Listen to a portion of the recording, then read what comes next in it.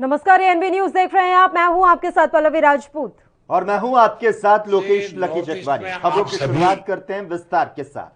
Corona virus की दूसरी लहर अभी पूरी तरह से खत्म नहीं हुई है और इसी बीच कई राज्यों से नए मामले बढ़ने की जो खबरें हैं वो भी सामने आने लगी है। इसी बीच आज एक बार फिर प्रधानमंत्री नरेंद्र मोदी ने पूर्वोत्तर के कई राज्यों के मुख्यमंत्रियों से कोविड-19 को लेकर अहम चर्चा की। हिल स्टेशन, पर्यटन स्थलों पर उमड़ रही भीड़ को लेकर पीएम मोदी ने चिंता व्यक्त की और लोगों से सावधानी बरतने के लिए कहा।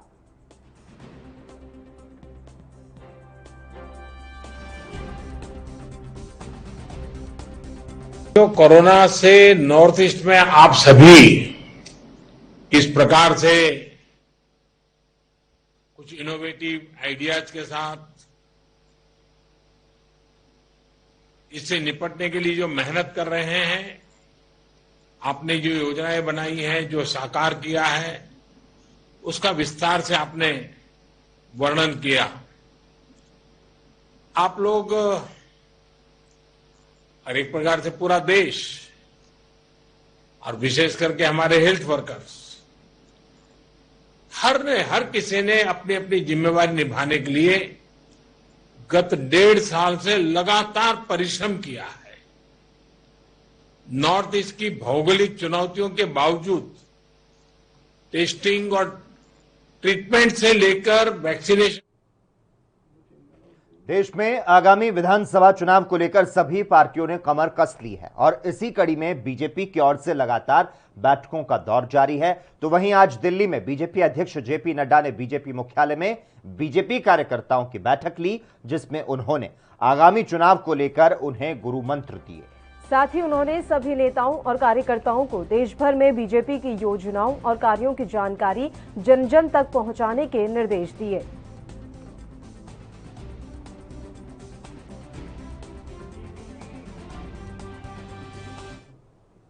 देश में बढ़ती महंगाई, वैक्सीनेशन और कई अन्य मुद्दों को लेकर कांग्रेस ने दिल्ली में आज प्रेस वार्ता की, जिसमें वरिष्ठ कांग्रेसी नेता पी चिदंबरम और रणदीप सुरजेवाला ने केंद्र की मोदी सरकार को आड़े हाथों लिया। उन्होंने कहा कि मोदी और महंगाई दोनों देश को मार गई है। मोदी और महंगाई दोनों देश को मार गई है। मैं फिर दोहराता हूं, मोदी और महंगाई दोनों देश को मार रही है। डीजल, पेट्रोल और गैस की बढ़ी कीमतें बजट बिगाड़ गई और बाकी कुछ बचा था तो महंगाई मार गई। अच्छे दिन तो आए नहीं, महंगे दिनों ने देश के जनता का बजट जरूर बिगाड़ दिया। अब सवाल यह है, जैसा चिदंबरम साहब ने कहा, क्या खाएं, क्या पकाएं और घर का बजट कैसे चलाएं। आज ये सीधे 3 सवाल मुंह बाए हिंदुस्तान की जनता के सामने खड़े।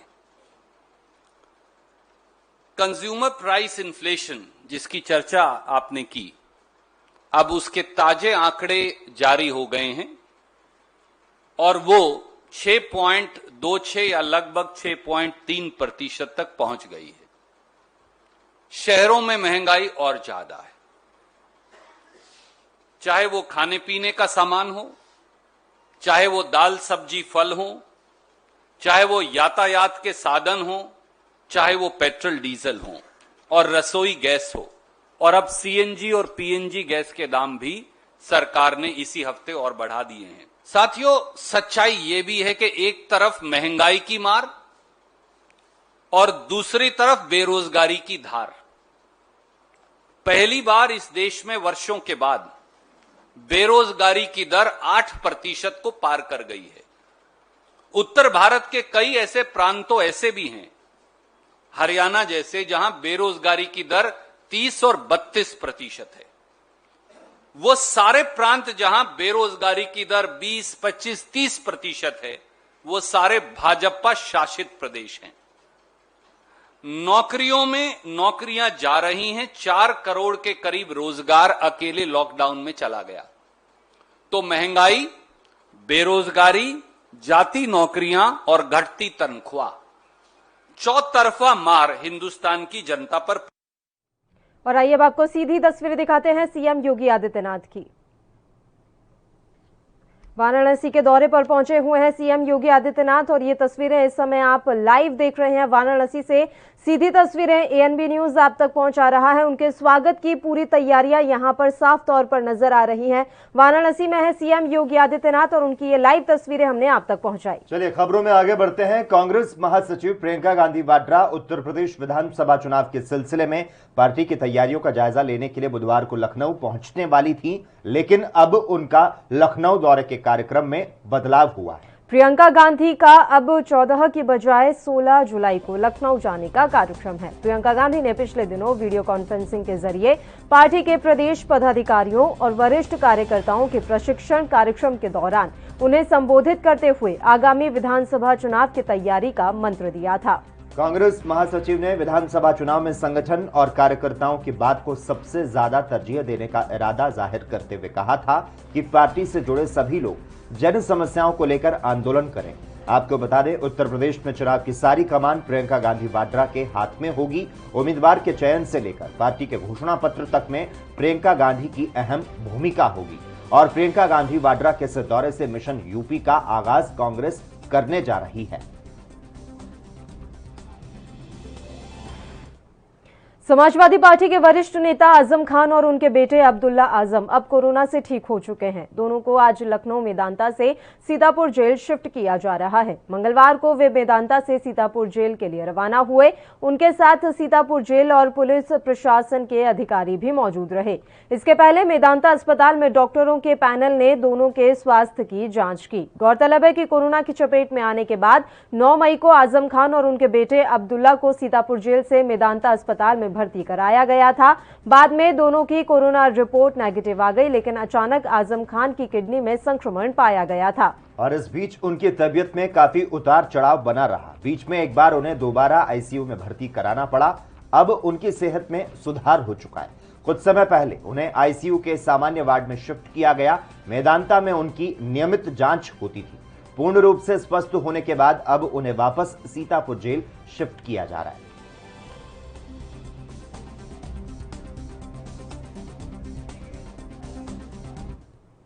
लंबे इंतजार के बाद दिल्ली में आज मंगलवार 13 जून को मानसून ने दस्तक दे दी है। मौसम विभाग के अनुसार दिल्ली और हरियाणा में मानसून पहुंच चुका है। आज सुबह 1 घंटे की बारिश के बाद तापमान में गिरावट दर्ज की गई। कई दिनों से गर्मी से बेहाल दिल्ली वाले इस बारिश से काफी राहत महसूस कर रहे हैं। चाणक्यपुरे की शांति पथ लॉन में एक स्थानीय का कहना है कि आज हम बारिश का लुत्फ उठा रहे हैं। इस मौसम में बाहर रहना काफी अच्छा लगता है। एक और बारिश ने गर्मी से राहत दी है, तो वहीं दूसरी ओर 1 घंटे की बारिश में दिल्ली जलभराव की समस्या उत्पन्न जो है वो भी हो चुकी है। कई इलाकों में जलभराव हो चुका है। दिल्ली में एम्स फ्लाईओवर पर भारी बारिश से जल जमाव की तस्वीरें सामने आई।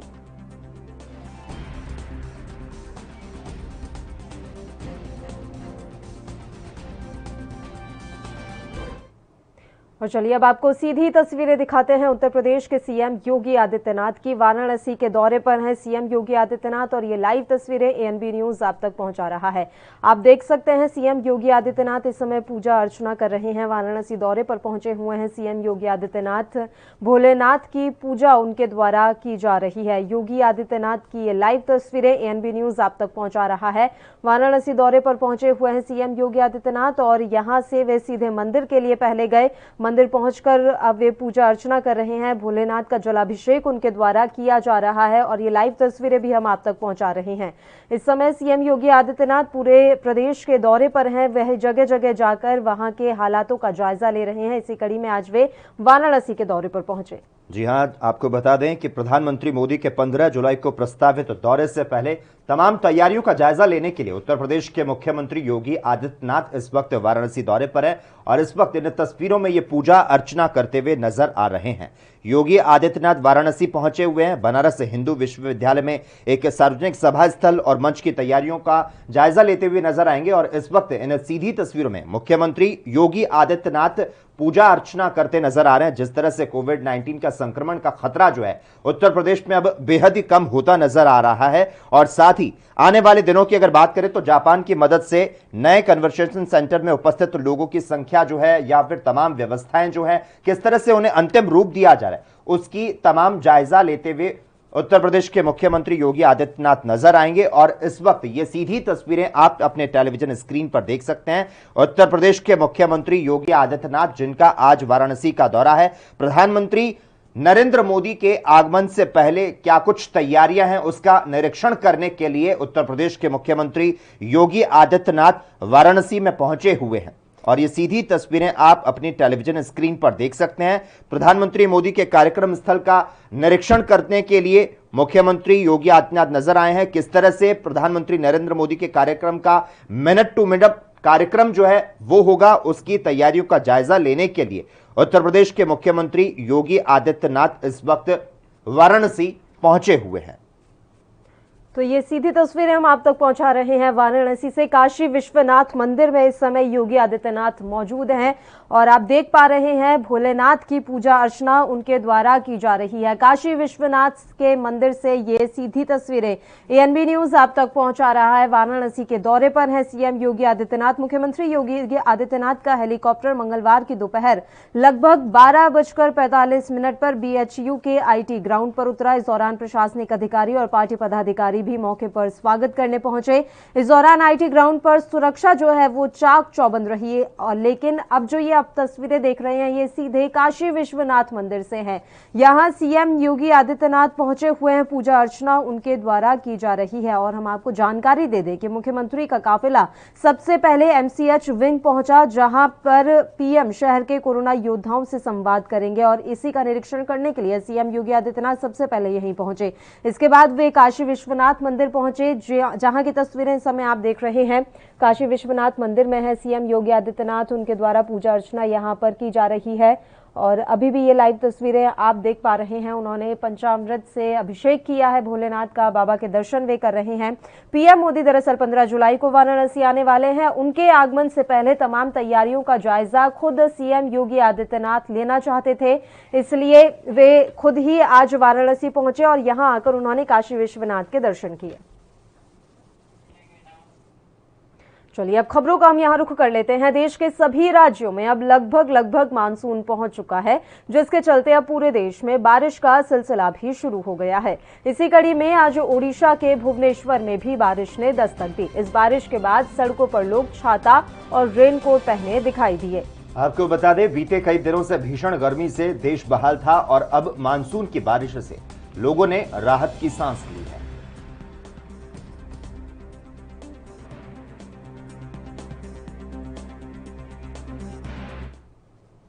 उत्तर प्रदेश के डिप्टी सीएम केशव प्रसाद मौर्य ने लखनऊ में अपने आवास पर अलग अलग जनपदों से आए लोगों की जन समस्याओं को सुना और उनकी शिकायतों को भी सुना। इतना ही नहीं, तुरंत संबंधित अधिकारियों को इन समस्याओं के निस्तारण करने के निर्देश भी उनकी तरफ से दिए गए।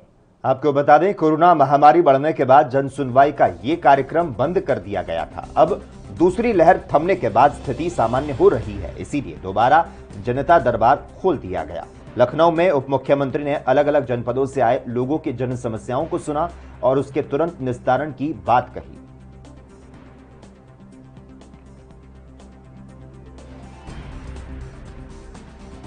देखिए, मैं यह मानता हूं कि श्री अखिलेश यादव हों, चाहे सुश्री मायावती जी हों और चाहे कांग्रेस की महासचिव प्रियंका वाड्रा जी हों, इन लोगों को, आतंकवादियों को एटीएस ने किस परिस्थिति में पकड़ा है, किस प्रकार से पकड़ा है, कितनी मेहनत के बाद पकड़ा है, उस पर सवाल उठा करके जो तुष्टीकरण की घटिया, घिनौनी और एक तरह से मैं कहूं जन विरोधी, देश विरोधी रास्ता जो अपनाने का काम करते वो उचित नहीं है। ऐसे लोगों को इस प्रकार के बयान से बचना चाहिए।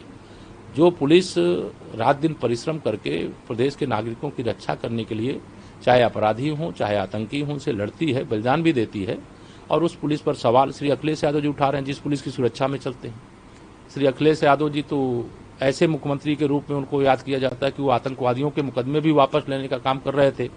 उच्च न्यायालय के हस्तक्षेप के बाद वह कार्रवाई रुकी थी। तो इस तरह का बयान देने का नैतिक अधिकार श्री अखिलेश जी हों या अन्य कोई हो, उनको नहीं है। और ऐसे समय में जो मान लो प्रियंका वाड्रा जी को अभी संसदीय और कोई विधायी क्षेत्र में उनकी कोई कभी जिम्मेदारी नहीं रही है, लेकिन श्री अखिलेश यादव जी और मायावती जी तो राज्य की मुख्यमंत्री के रूप में जिम्मेदारी संभाल। खबर दोपहर में खबरों का सिलसिला लगातार जारी रहेगा। हम रुकते हैं एक छोटे से ब्रेक के लिए।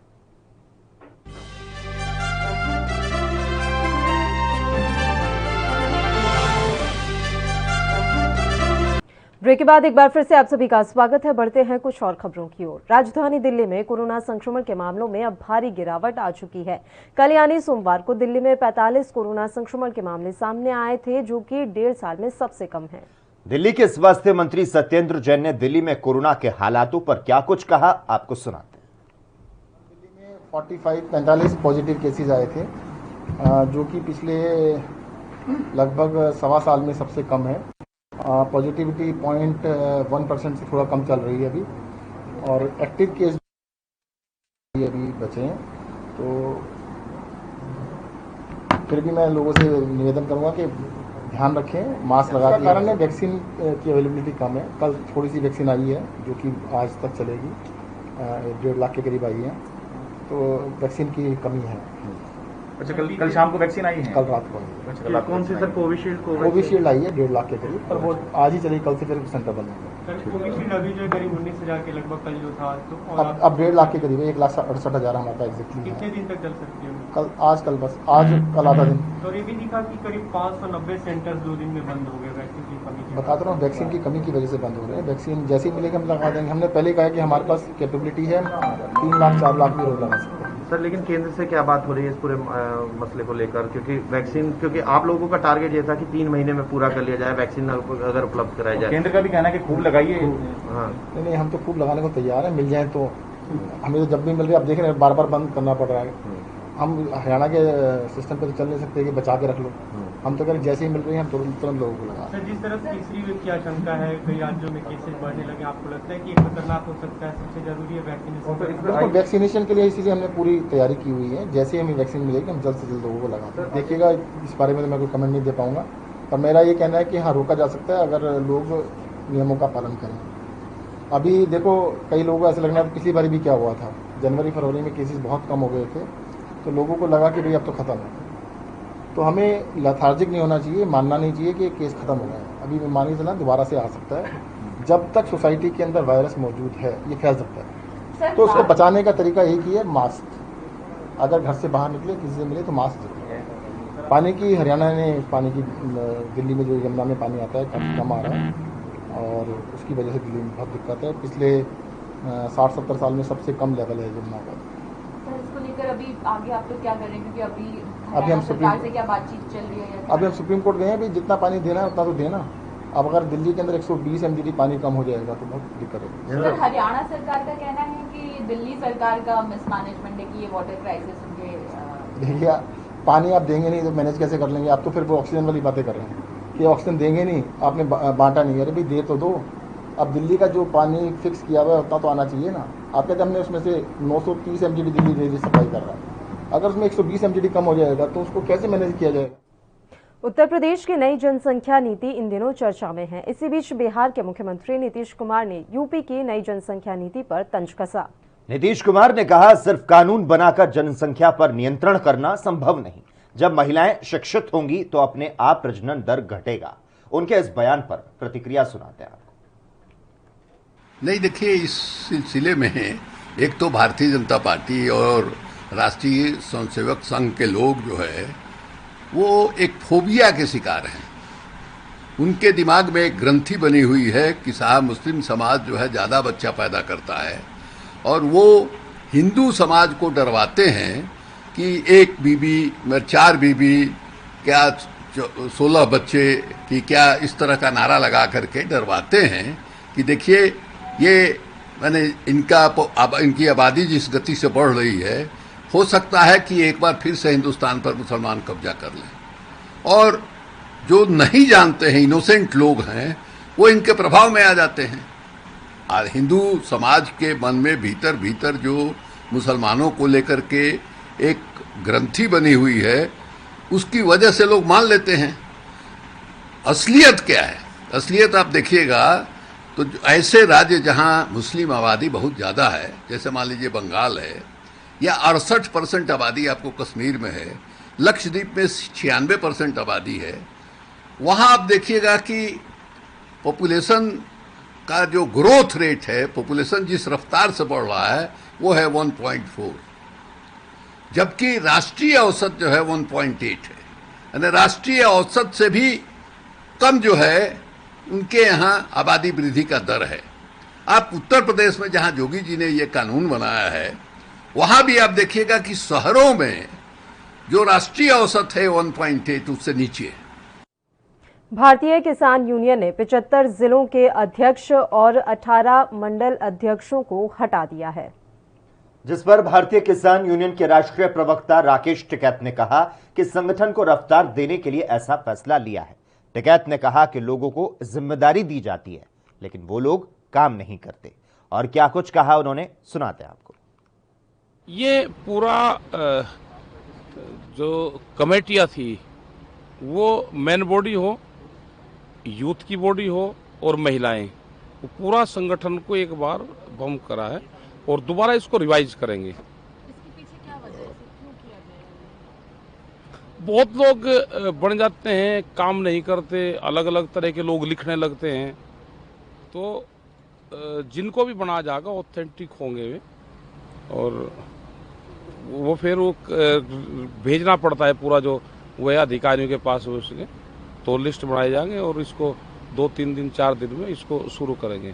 मतलब छाट के कमेटियां वहाँ पे बनाएंगे, भेजेंगे, और जो लोग भी वहाँ पर सक्रिय होंगे उनको पहले बनाते रहेंगे। आगे का तो धरना चल रहा है, अभी तो धरना चलेगा। सरकार तो कोई बातचीत कर नहीं रही, और सरकार कब बात करेगी, कब सरकार आएगी, वो बातचीत करेगी नहीं करेगी, इस आंदोलन का क्या होगा ये तो नहीं बता। अभी दिल्ली जाने का कुछ? दिल्ली जाएंगे, 22 तारीख को जाएंगे, 200 लोग जाएंगे हर रोज जब पार्लियामेंट सेशन शुरू होगा, और 200 लोग जाएंगे वहाँ पे। वहाँ भी धरना करेंगे, प्रोटेस्ट भी होगा? प्रोटेस्ट क्या होगा, तो बाहर बैठ जाएंगे पार्लियामेंट की, जहाँ पे भी पुलिस बैठाएगी, शायद जंतर मंतर तक जाने देती है पुलिस, तो वहाँ पे बैठ के जैसे ही पार्लियामेंट शाम को समापन होगा ऐसे ही हम वापसी आ जाएंगे, अगले दिन दूसरे लोग जाएंगे। रविवार को पहाड़ी राज्य उत्तराखंड में कई चुनावी वादे करने के एक दिन बाद सोमवार को केजरीवाल ने ट्विटर का सहारा लेते हुए गोवा में गंदी राजनीति को खत्म करने का वादा किया है। अब संयोजक अरविंद केजरीवाल ने ट्विटर के जरिए अपने गोवा दौरे का ऐलान करते हुए कहा कि गोवा बदलाव चाहता है। इस पर बीजेपी नेता उरफान मुल्ला ने अपनी प्रतिक्रिया दी। में अरविंद केजरीवाल जी आ रहे हैं, सबसे पहले मैं चाहूंगा कि गोवा के जो आपके कार्यकर्ता हैं वो उनका इस्तकबाल जो है केक खिलाकर करें, क्योंकि मैं समझता हूं कि अरविंद केजरीवाल की पार्टी में बहुत सारे जो उनके विधायक हैं वो कांग्रेस में पंजाब में ज्वाइन हो चुके हैं। अरविंद केजरीवाल ने बहुत सारे एक्स इलेक्टेड एमएलएस को, जैसे अलका लंबा थी जो कांग्रेस में थी, उनको जो है अपनी पार्टी में ज्वाइन कर लिया, वो फिर वहां से जीत कर आई। इस तरह बहुत सारे एक्स एमपीज हैं, दूसरे पार्टी के हैं, इनको सबको जो है इन्होंने अपनी पार्टी में ले लिया। तो मैं समझता हूं अरविंद केजरीवाल को मैं ये चैलेंज करना चाहता हूं कि वो क्लियर करें, गोवा के लोगों को ये क्लियर करें कि उन्होंने आपकी पार्टी के अंदर एक भी ऐसा आदमी दूसरी पार्टी का जो है उनकी पार्टी में ज्वाइन नहीं हुआ। अगर ऐसा हुआ है तो मैं समझता हूं कि अरविंद केजरीवाल को ये जो नौटंकीबाजी चल रही है गोवा के अंदर, ये जो गुंडागर्दी चल रही है गोवा के अंदर, हमारे एमएलएस के घरों पे जाना, हमारे एमएलएस के घर के जाकर एमएलएस को धमकाना, इस तरह की जो गुंडागर्दी चल रही है गोवा में, जो अरविंद केजरीवाल जी जो है डिवाइड एंड रूल की पॉलिसी इख्तियार कर रहे हैं, मैं समझता हूं कि अरविंद केजरीवाल को ये पॉलिसी जो है, अरविंद केजरीवाल अपना टाइम बर्बाद करने के बजाय गोवा में आकर, मैं समझता हूं अगर वो दिल्ली में अपना कंसंट्रेट करें, जहां पर आज पानी की कमी है, जहां पर आज ऑक्सीजन सिलेंडरों की कमी है, जहां पर आज बेड की कमी है, कोविड में जो है महामारी चल रही है, जहां पे आज राशन की कमी है, लोग भूखमरी से मर रहे हैं, अगर वो अपना वक्त दिल्ली में अगर ज्यादा गुजारेंगे, मैं समझता हूं कि दिल्ली के लोगों को, जिन्होंने अरविंद केजरीवाल को जो है जिताकर जो है गद्दी पर बिठाया है, इनको देर नहीं लगेगी कि अगले इलेक्शन में जो है अरविंद केजरीवाल को उसी गद्दी से उतारकर जो है नीचे। महाराष्ट्र कांग्रेस के प्रदेशाध्यक्ष नाना पटोले ने गंभीर आरोप लगाया है कि मुख्यमंत्री उद्धव ठाकरे और उप मुख्यमंत्री अजीत पवार उनकी जासूसी करा रहे हैं। नाना पटोले ने कहा कि कांग्रेस ने जब से अकेले चुनाव लड़ने की बात की है, सीएम और डिप्टी सीएम के पैरों तले की रेत खिसकने लगी है। उनके इस बयान पर एक बार फिर से सूबे की सियासत गर्मा चुकी है। आइए आपको सुनाते हैं कांग्रेस नेता बाला साहेब थोराट की प्रतिक्रिया। कोई नाराजी नहीं, कुछ होगा तो हम चर्चा से वो प्रॉब्लम तो लेकिन बार बार आपके प्रदेशाध्यक्ष जो उनकी तरफ से ऐसे बयान आ रहे हैं जिससे कहीं ना कहीं ये दिख रहा है साहब, आप ना मान्य करो कि आपके जो एमवीए है उसमें दरार आ रही है। हमने पिछली बार स्टेटमेंट के बाद उद्धव जी ने भी क्रिटिसाइज किया। कोई दरार नहीं, इसमें कोई नहीं है। अभी स्वतः खुद अध्यक्ष महोदय आ जाएंगे, उनके साथ बात करो ना। कोई डरा हुआ नहीं, हमारा गठबंधन पक्का है और अच्छा काम और भी हम करने वाले हैं। होता है ना, कोई प्रॉब्लम होता है तो समन्वय समिति वो सुलझा जाता है। लेकिन जिस तरह की समन्वय समिति में बात होनी चाहिए, पार्टी फोरम में। शिवसेना नेता संजय राउत ने बढ़ती महंगाई को लेकर कहा कि महंगाई के खिलाफ सभी को एक साथ होना चाहिए। उन्होंने कहा कि बीजेपी सांसदों को भी महंगाई के खिलाफ होना चाहिए। संजय राउत ने नाना पटोले को लेकर भी बयान दिया। क्या कुछ कहा, सुनते हैं। देश में बढ़ रहा है, मैं महाराष्ट्र की बात नहीं कर रहा हूँ, देश में बढ़ना चाहिए तो हम सब खुश रहेंगे कि प्रिंसिपल अपोजिशन पार्टी है कांग्रेस, उनका प्रभाव अगर बढ़ेगा तो बीजेपी का प्रभाव घटेगा। तो सोनिया गांधी जी हो, राहुल गांधी जी हो या प्रियंका जी हो, तो नाना पटोले जी का मॉडल कौन सा है प्रभाव बढ़ाने का, वो मॉडल को थोड़ा रिसर्च करना पड़ेगा। और देश में प्रभाव बढ़ाने के लिए कांग्रेस का नाना पटोले जी को राष्ट्रीय जिम्मेदारी अगर मिलती है तो देश में कांग्रेस का प्रभाव बढ़ेगा। कोई खलबली वगैरह नहीं मचे। देखिए, 3 अलग पार्टी है और कांग्रेस जरूर, क्योंकि ये कोई राजनीतिक विषय नहीं है। देश के लाखों खबर दोपहर में खबरों का सिलसिला लगातार जारी है। यहां वक्त है एक और छोटे से ब्रेक का। जल्द हाजिर होते हैं।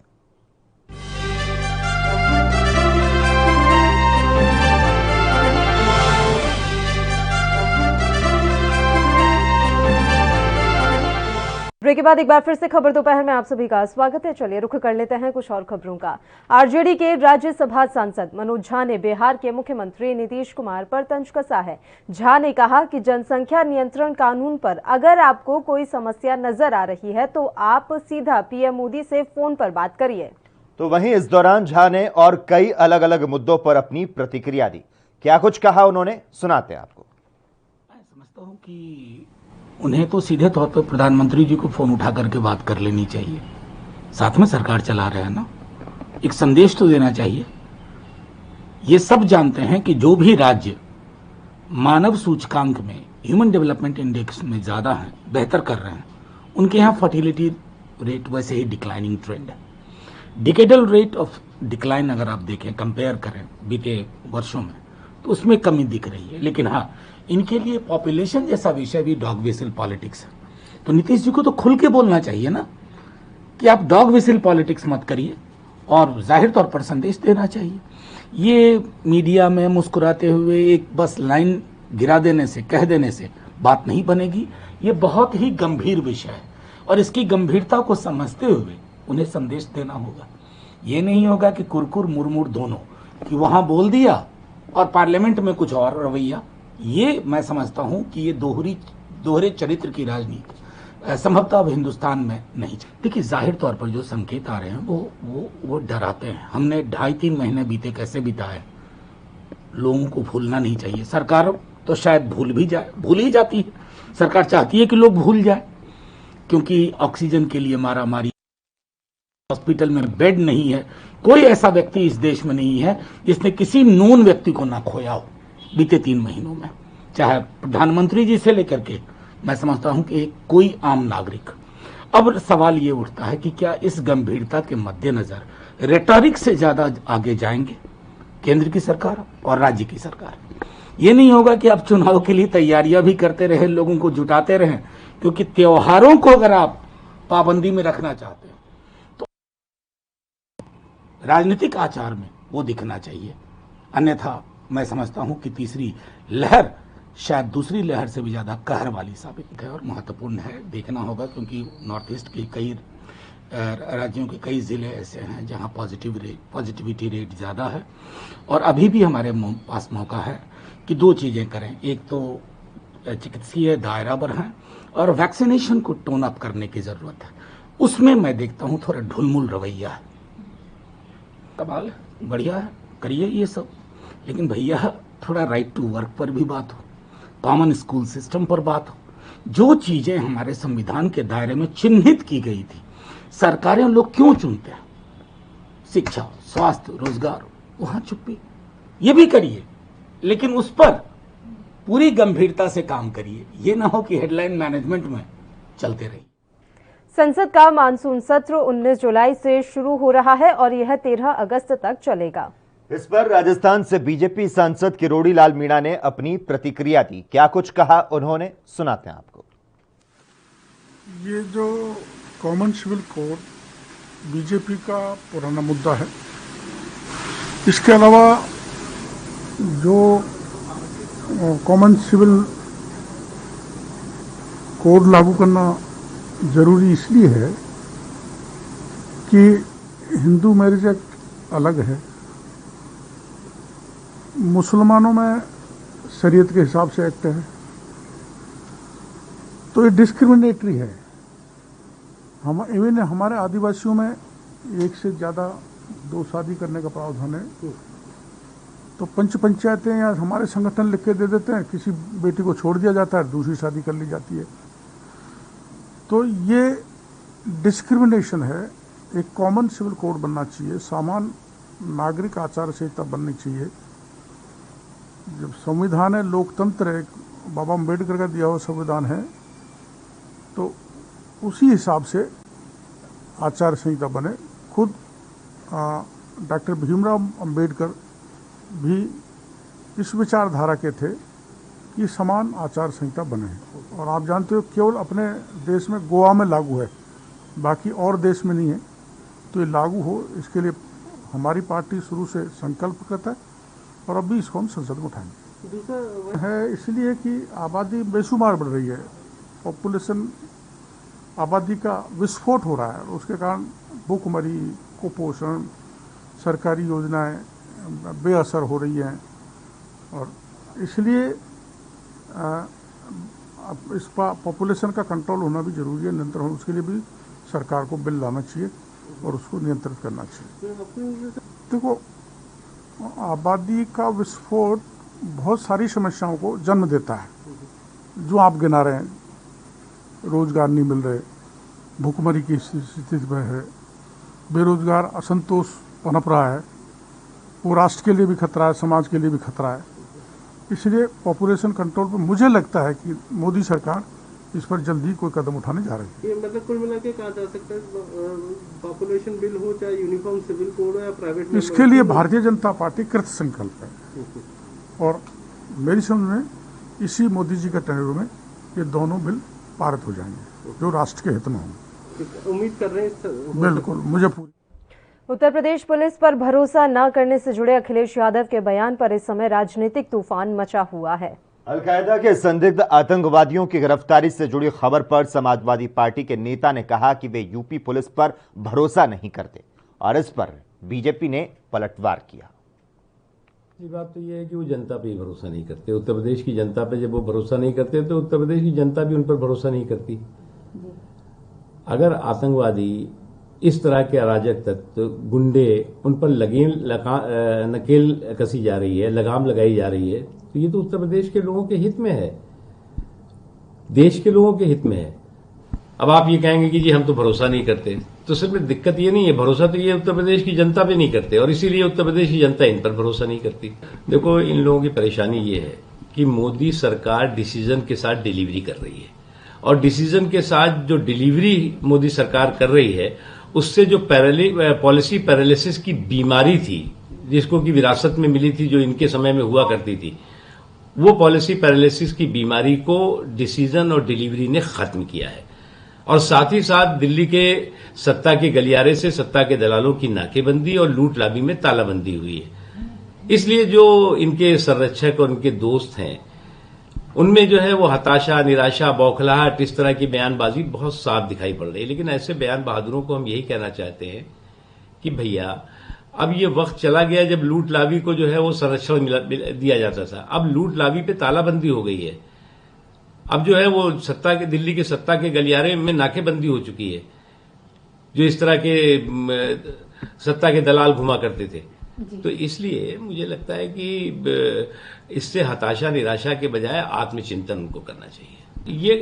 ये कब तक जो ये लोग हैं वो हार पर हार और बीजेपी के विजय पर विलाप करते रहेंगे। जब तक ये अपनी हार पे हाहाकार और बीजेपी की जीत पर विलाप करते रहेंगे तो इस विलाप मंडली को एक अच्छी तरह समझ लेना चाहिए कि जनता जो है वो जब जनादेश देती है तो फिर ऐसे लोग जब उसके जनादेश पर सवाल उठाते हैं तो जनता उनको हमेशा सवालों के घेरे में खुद ही खड़ा कर देती है। उधर महाराष्ट्र के सत्तारूढ़ गठबंधन में सब कुछ ठीक नहीं चल रहा। इसका प्रमाण है प्रदेश कांग्रेस अध्यक्ष नाना पटोले का ताजा बयान, जिसमें उन्होंने आरोप ये लगाया है कि राज्य सरकार उन पर नजर रख रही है। इस पर कांग्रेस नेता पृथ्वीराज चव्हाण ने भी अपनी प्रतिक्रिया जाहिर की। ऐसी बात नहीं, देखिए कोई भी पार्टी का जो मुखिया होता है वो अपनी पार्टी को मजबूत करने की कोशिश करता है। इसका मतलब ये नहीं कि हम कोई अगले चुनाव में किस तरह से लड़ेंगे, क्या करेंगे, वो अलग बात है। लेकिन हमें अपनी पार्टी को मजबूत करने का पूरा अधिकार है और हम चाहेंगे कि हमारी पार्टी पहले नंबर पे आए। अपना काम कर रहे हैं, पार्टी को मजबूत करने का काम कर रहे हैं, उनका जिम्मेदारी उनको सौंपी गई है तो काम कर रहे हैं। अब हरेक के अपने अपने विचार होते हैं, वो इसी बैठक में बैठ के कहेंगे कि पार्टी को और मजबूत कैसे किया जाए। मीडिया की बातें हैं, बहुत अच्छी तरह से काम चल रहा है, ठीक है। हम अपनी पार्टी का एजेंडा हम सरकार में रखने की कोशिश करते हैं। जैसे अभी जो 3 कृषि विधेयक के बारे में बिल रखे गए हैं वो कांग्रेस पार्टी की मांग थी, तो होना चाहिए। स्मोकिंग जैसे आरोप किए जाते हैं उस पर मैं कुछ बात नहीं करूंगा। उसने क्या आरोप किए मैंने नहीं देखे हैं, उनसे पूछिए कि क्या आरोप कर दे। उसकी जो बातचीत हो रही है उस पर मैं पब्लिक कोई टिप्पणी नहीं करूंगा। पब्लिक डोमेन में हो गया। पब्लिक सर आप चाहेंगे कि सम्मान मिले सर, आपके प्रदेश अध्यक्ष को सम्मान मिले? वो हमारे प्रभारी आए हैं, वो उसके बात करेंगे। कांग्रेस का कार्यकर्ता होने के नाते आपको लगता है सर कि आपके प्रदेश देखिए हम। वहीं बीजेपी नेता गुरु प्रकाश ने जनसंख्या को लेकर कहा कि बढ़ती जनसंख्या चिंता की बात है। उन्होंने मायावती के ट्वीट पर भी अपना बयान दिया है, सुनाते हैं क्या कुछ कहा उन्होंने। ये एक आज राष्ट्रव्यापी संकट है, इसमें कोई दो राय नहीं है।